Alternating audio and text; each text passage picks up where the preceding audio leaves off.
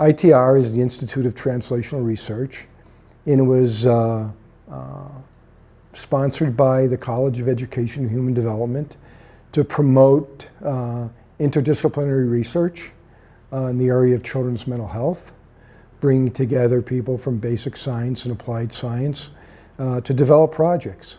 And the projects focus on prevention science and treatment, and it includes opportunities for early stage investigators to receive mentoring, and it invites investigators together to work collaboratively on projects.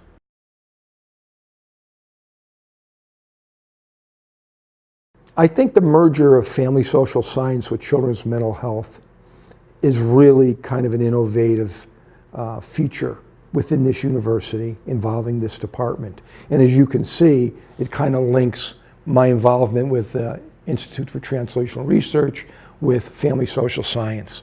And so what this really means to people interested in family social science is that the end goal is to study how the family influences children's mental health, because mental health is a critical issue in our culture today. Over 25% of children have or will have a mental health problem at some point in their life. So that's not trivial. And therefore, the department is moving to really contribute to that particular problem by developing infrastructure which involves education, training, and research that will prepare students for a career in that area.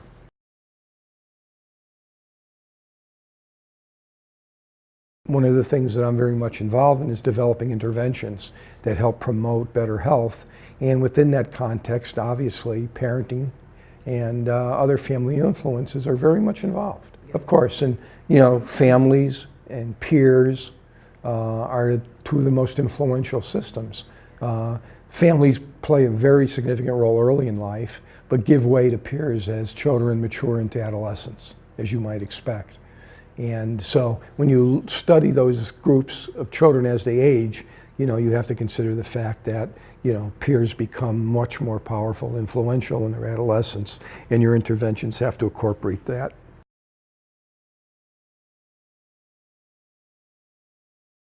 Over the last several years, I've kind of stepped into an area called precision medicine or precision healthcare. For many, many years, intervention development was based upon one size fits all.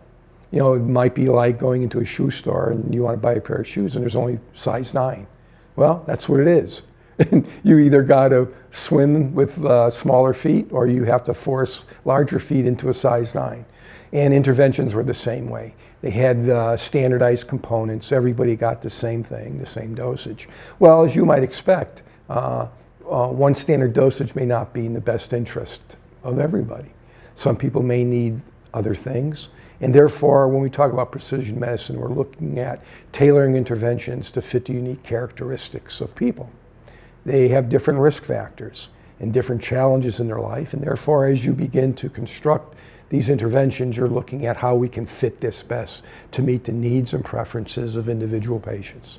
So our work now, in terms of developing these, what we call preventative interventions, is to try to design these customized approaches that take into consideration the unique individual risk factors and promotive factors that are going to best serve individual people.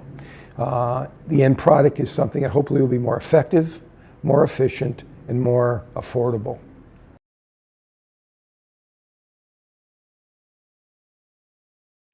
Well, within my own area of research, community collaboration has always been essential. We work with agencies where high-risk children and families may come to. That would include, juvenile diversion and corrections, domestic violence and family support, welfare and protection, international adoption, foster homes, family support centers, any place in a community that serves children and families who are in need. We partner with them in the research trials that we run and the interventions we implement, and their involvement and partnership is critical to that success, because the long-term goal, of course, is to give them a product that they can incorporate into their own service structure. new and innovative ideas for how it might be better to do it a certain way. So partnerships are critical, community involvement is critical, and it's not something you can take for granted.